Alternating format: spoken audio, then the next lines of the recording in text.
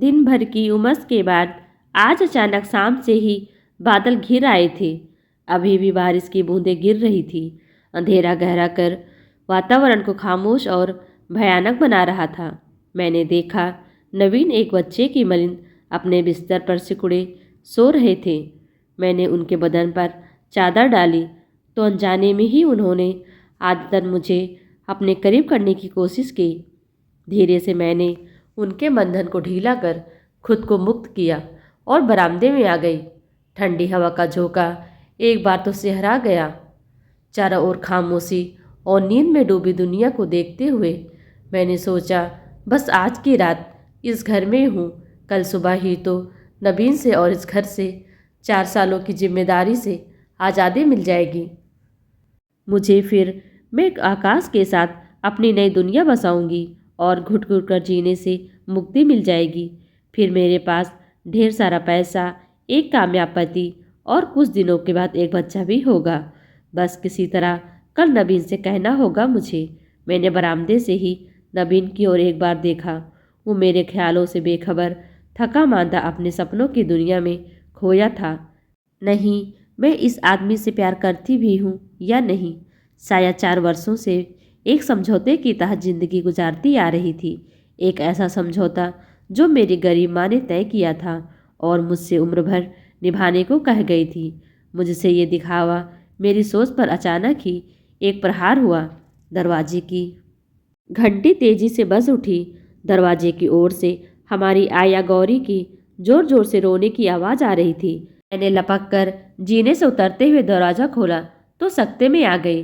गौरी अपने दुधमुहे बच्चे को गोद में लिए भागी हुई अस्त व्यक्त खड़ी थी। माँ बच्चा दोनों ही अपने अपने सुर में रो रहे थे। मैं उनका हाल देखकर ही समझ गई कि गौरी के पति राघव ने आज फिर उसको पीकर पीटा होगा और भागकर वो जान बचाने यहाँ आई। गौरी को संभाल कर अंदर लाते वक्त मैंने देखा कि उसके माथे व हाथ पर कुछ चोटें भी हैं। उसके कपड़े भी फट गए हैं। मुझे गौरी की हालत देखकर उस पर बेहद गुस्सा आया।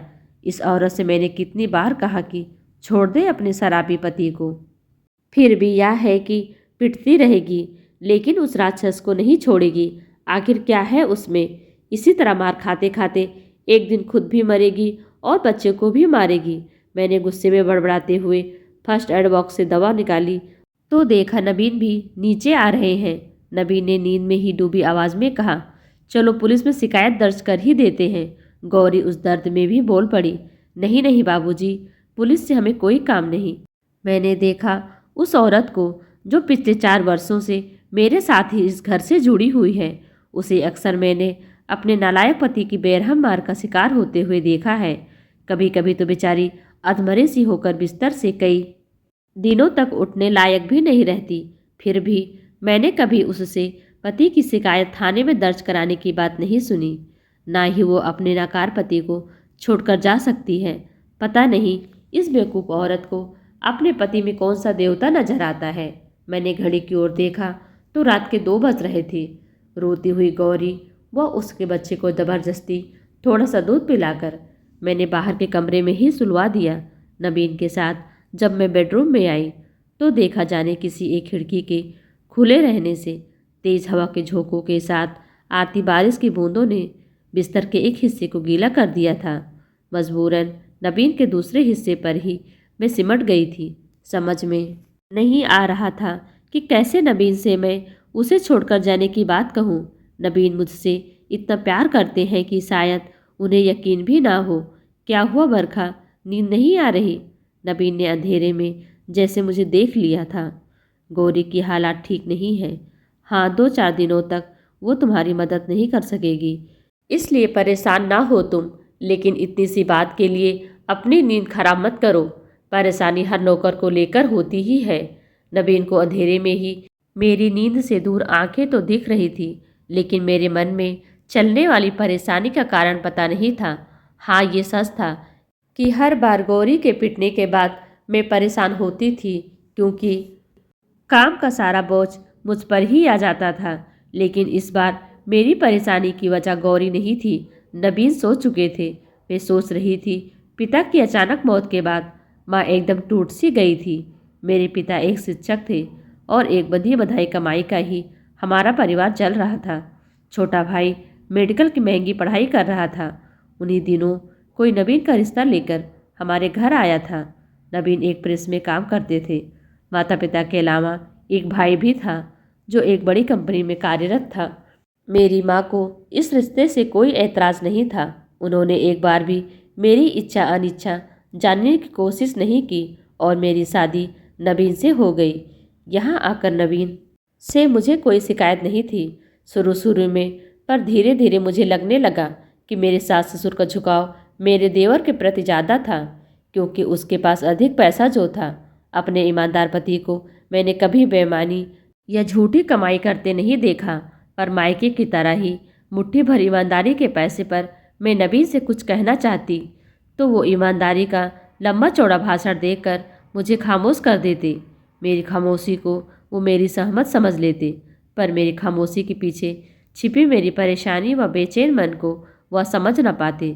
2 साल बाद मुझे दूसरा धक्का तब लगा जब डॉक्टरों ने हमारी मेडिकल जांच के बाद मुझे ये बताया कि नवीन की कुछ कमजोरियों की वजह से हमें बच्चा नहीं हो सकता। फिर एक रात उन्होंने ही कहा था, मैं जानता हूँ बरखा, जाने अनजाने तुम्हें यहाँ खुशी नहीं मिल रही है। मैंने चौंक कर नज़रें उठाकर अपने पति के चेहरे को पढ़ने की कोशिश की थी, पर उनकी नज़रें किसी किताब पर ही टिकी थी। बरखा, तुम चाहो तो अपना समय काटने के लिए कोई महिला समिति या समाज सेवा वगैरह का काम कर सकती हो। शादी से पहले तो तुम लिखा भी करती थी ना। तुम फिर से वो सब। नवीन ने अपनी आंखें किताब के पन्नों से उठाकर मेरे चेहरे पर टिकाते हुए कहा। फिर से एक समझौता। मेरे दिमाग में ये ख्याल आता था, बच्चा नहीं हो सकता और मैं घर में बोर हो रही हूँ, तो हालात से समझौता करना चाहिए। मुझे कुछ समझ में नहीं आ रहा है। क्या शादी के बाद मेरे यही सपने थे? फिर भी खुद को समझाने या नवीन की इच्छा को पूरी करने के विचार से ही सही, मैंने एक ग्रुप थिएटर में प्रवेश लिया। शुरू में तो मुझे कुछ लिखने को दिया गया, फिर मैं गंभीरतापूर्वक अपने काम में जुड़ने लगी थी। जगह जगह घूमकर हमें नाटक करने का मौका मिलने लगा था। नए नए दोस्तों से मुलाकात, मुझ में एक नई खुशी का संचार होने लगा था। उसी दरमियान मेरी मुलाकात आकाश से हुई, एक चंचल बेफिक्र इंसान। खूब सारा पैसा घर में था और करने को कोई काम नहीं था, तो उसने थिएटर को ही अपने शौक के काम में तब्दील कर लिया था।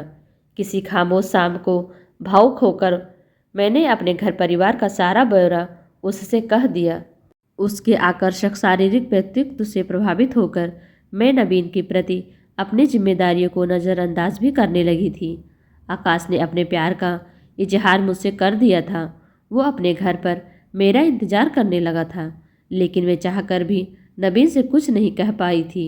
पता नहीं इस शांत सीधे सरल व्यक्तित्व में क्या था कि मैं नवीन के सामने मूक बन जाती थी। एक बार फिर वो औरत के दर्द को समझ नहीं सके थे, या नवीन मेरे व्यस्त रहने में ही मेरी खुशी समझते थे। मेरी अनुपस्थिति में बड़ी आसानी से हालात से समझौता कर लेते थे। कभी कभी मैं उनके धीरज सहनशीलता के सामने झुक जाती थी, लेकिन मैं आकाश को भी छोड़ नहीं सकती थी। नवीन का मैं सम्मान करती थी, लेकिन प्यार शायद मुझे आकाश से ही होने लगा था। कभी कभी तो मुझे ज़्यादा वक्त नवीन से दूर रहने में ही बीतता था। थिएटर का आकर्षण मुझे बांधने लगा था। नवीन अखबारों में मेरी तस्वीर देखकर मुझे प्रोत्साहित तो करते थे, लेकिन अपने काम से वक्त निकालकर कभी मेरे शो को देखने नहीं आ सके थे।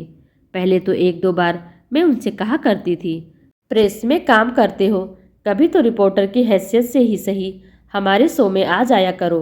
अगर मैं रिपोर्टर का काम करने लगा तो संपादन का काम कौन करेगा? मुझे उदास देखकर वो मुझे अपने बाहों में भर लेते, फिर कहते, तुम जानती हो मेरी अपनी जिम्मेदारियां हैं, फिर मैं तुमसे दूर कहाँ हूँ। तुम्हारे हर काम पर मेरे अपने रिपोर्टर नज़र रखते ही हैं। फिर भी कभी मौका मिला तो मैं तुम्हारे शो पर चुपके से चला आऊँगा। नवीन की इन बातों से मैं पल भर के लिए कांप उठी थी। तब तो नवीन को मेरे और आकाश के बारे में भी, पर गंभीर प्रवृत्ति के नवीन ने कभी मुझसे कोई सवाल नहीं किया था। हालांकि मैंने कई समाचार पत्रों में आकाश और मेरे बारे में हल्की फुल्की खबरें छपी देखी थी, लेकिन नवीन को पता नहीं क्यों कभी मुझसे कोई प्रश्न नहीं पूछा था।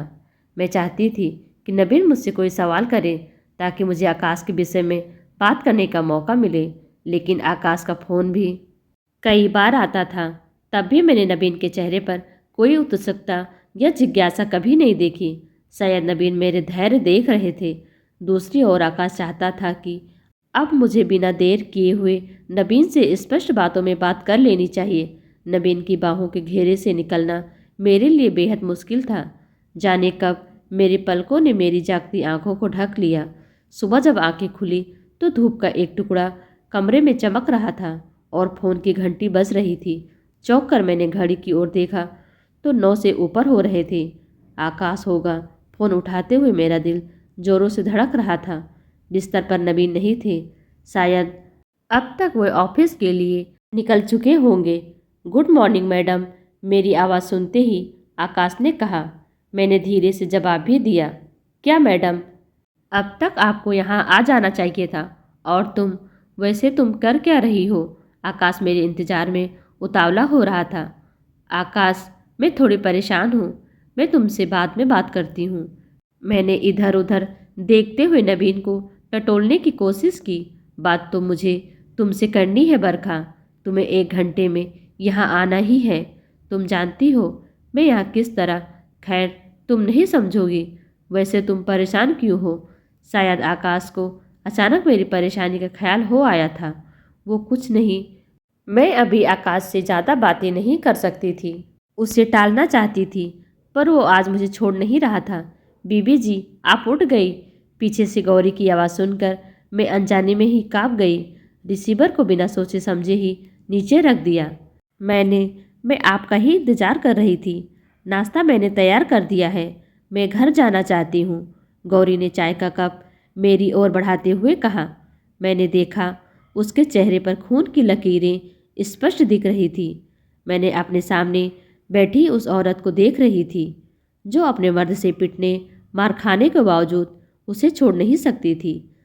एक नालायक मर्द से जुड़ी भारतीय नारी। मेरे होठों पर एक अपेक्षित सी मुस्कान आ गई। नजरें उठाई तो सामने आईने में भी तो भारतीय नारी नजर आई। ये भी तो भारतीय नारी ही है, लेकिन ये अपने निरीह, लायक व ईमानदार पति को छोड़ने वाली नारी थी।